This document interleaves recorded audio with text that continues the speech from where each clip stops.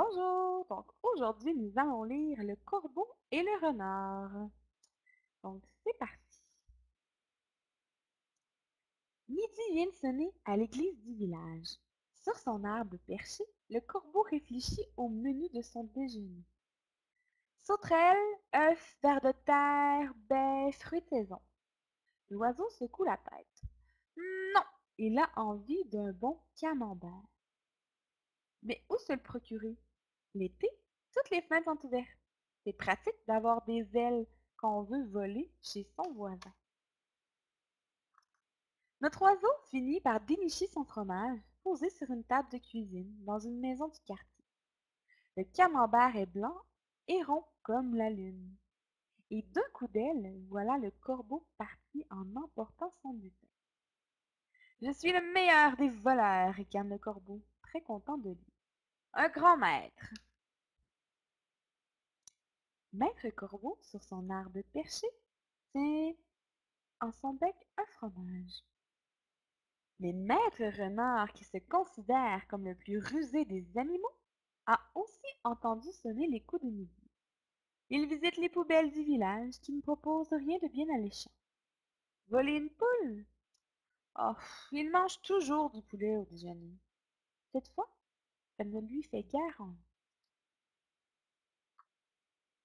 Soudain, levant les yeux, le renard aperçoit sur un arbre perché l'un de ces affreux oiseaux noirs aux épouvantables croassements. Que tient-il donc dans son bec? Il l'ignore, mais la salive lui vient à la bouche. Ça a l'air bon, mais que faire? Le corbeau est en haut et lui en bas. Eh, bonjour, monsieur Corbeau, commence le renard en ôtant son chapeau. De peur de laisser échapper son fromage, Maître Corbeau répond par un aigre. Cependant, il est flatté. Jamais le renard ne l'avait salué avant. Que vous êtes beau, clame le rusé renard, aussi noir qu'un cygne blanc. Toujours prudent, le corbeau ne répond rien, mais son œil brille de fierté. Maître renard ne résiste pas au plaisir d'un bon jeu. Mais vous êtes un corbeau, vous devez avoir l'habitude que l'on vous le dise que vous avez le corps beau. Le corbeau, corbeau, se dit l'oiseau, mais bon sang, c'est vrai. Maître renard, le flatteur, continue. Moi, je suis roux, c'est un commun, tandis que vous, le noir est la couleur dont s'habillent les gens élégants, les chefs d'orchestre et même les chanteurs d'opéra. Et si vous me chantiez la la la? Quoi? Grogne Maître Corbeau du bout du bec, sans lâcher son fromage. Magnifique, s'écrie le renard. Mais je vous ai demandé la la la. Voudriez-vous ouvrir plus grand le bec, cher ami? À la déception du maître renard, le corbeau pose son camembert à côté de lui. Je suis à vous, croasse l'animal. Chantons, sifflons, vocalisons. Maître renard n'a pas dit son dernier mot. Connaissez-vous une chanson? Lui demande-t-il. Il était un petit corbeau, répondit l'oiseau. Je la fredonne en me lavant sur les gouttières tous les matins. Quand le corbeau se met à chanter, ou plutôt à croasser, Maître renard résiste à l'envie de se boucher les oreilles. Bien, félicite l'hypocrite. Une fois la chanson terminée, mais il semble déceler quelques couacs ici et là.